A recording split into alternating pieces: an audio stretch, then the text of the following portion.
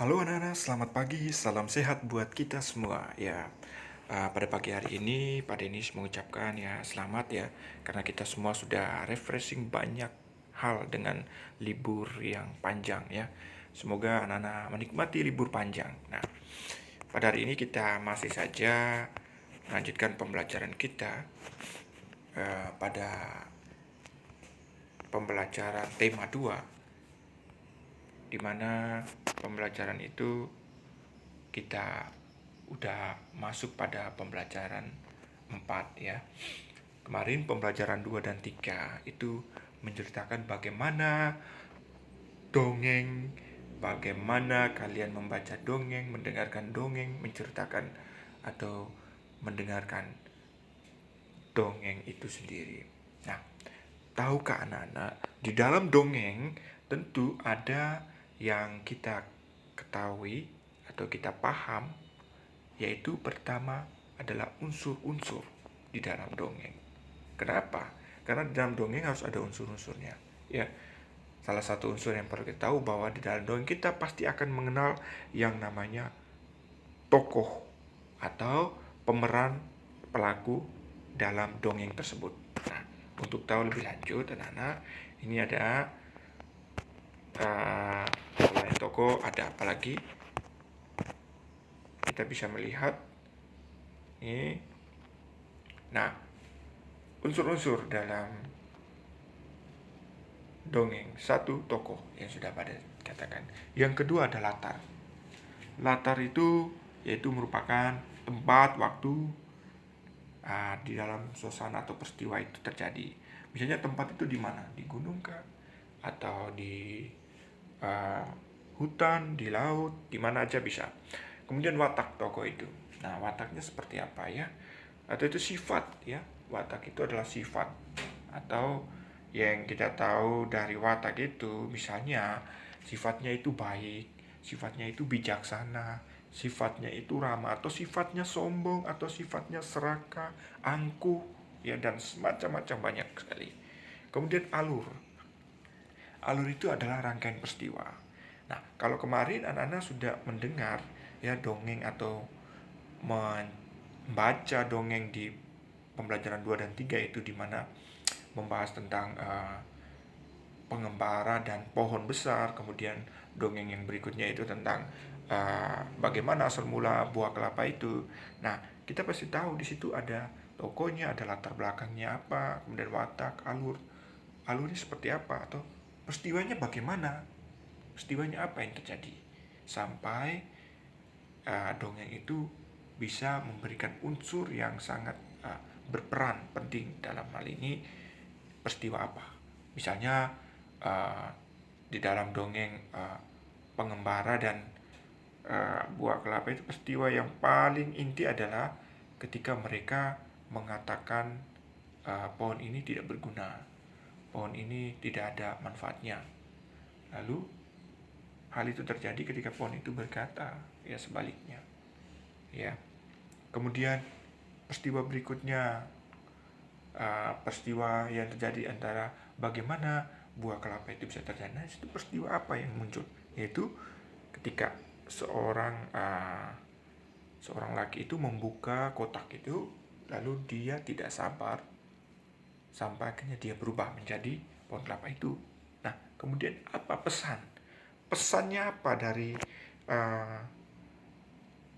penulis dongeng itu, atau apa yang mau disampaikan kepada kita? Nah, misalnya di dalam dongeng itu mau menceritakan bahwa kita ini tidak boleh um, mengejek atau merendahkan, atau kita tidak boleh berkata kasar, atau kita harus memberi pertolongan kepada orang yang membutuhkan, ya, kita saling membantu dan sebagainya, macam-macam pesan. Nah, ini anak-anak di dalam pelajaran 4 ya. Kita akan mengenal ini ada Siti Edo Dayu ya, di mana mereka membicarakan tentang bunga melati, bagaimana bentuknya, warnanya dan sebagainya. Kemudian anak kita juga perlu tahu di dalam halaman buku siswa kalian, buku paket itu ada di halaman 27. Anak-anak bisa membaca ya. Ini adalah salah satu dongeng tentang bunga melati ya. Ini di sini kalian bisa melihat banyak hal. Ada tokonya, ada latar belakangnya, ada pesannya, semuanya ada banyak di sini. Anak-anak bisa melihat, membaca di halaman ini sampai halaman 29 ya. Dan halaman berikutnya yaitu kalian diminta untuk mengerjakan ya, langsung di buku paket di halaman 30 ini anak-anak langsung menuliskan 4 tokoh yang ada di cerita atau dongeng tentang ini bunga melati ini. Nah, kemudian setelah tokoh disebutkan di sini ditulis karakternya. Kalau misalnya kalian ingin nambah boleh, tidak apa-apa. Nah, nanti Pak Denis juga akan berikan tugas ya. Ya, anak-anak, ini ada salah satu manfaat tumbuhan, yaitu apa? Sebagai bentuk keindahan ya. Kalau kalian di rumah sering melihat tanaman atau bunga yang ditanam di depan rumah kalian, pasti kalian akan merasa senang ya, karena bunga itu memberikan suasana yang begitu indah ya. Kalian bisa merasa senang, merasa tenang kalau melihat tanaman itu subur. Kalau tanaman itu kering, sebaiknya kalian bersihkan ataupun kalian siram supaya tanaman itu tidak layu dan rusak. Ya, pasti kalian pernah melakukan kesalahan ya. Misalnya memecahkan pot bunga ataupun memecahkan apa saja yang di rumah, tapi kalian selalu memberitahu ya, meminta maaf sebagai sikap yang harus kalian lakukan. Ini seperti dalam bacaan ini, bagaimana sikap ketika ia sudah melakukan kesalahan. Nah, ya, sikap apa yang ia lakukan, atau kalian pernah melakukan kesalahan, lalu apa yang kalian tindak atau apa yang kalian lakukan setelah kesalahan yang kalian buat ya, lalu diungkapkan, atau kan kalian diam-diam saja. Nah, kalian bisa ceritakan pengalaman tapi dibuat dalam bentuk tulisan ya.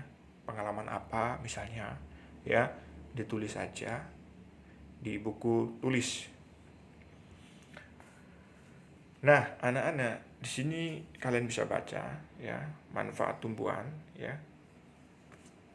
Kemudian setelah kalian baca, nanti Pak Denis akan berikan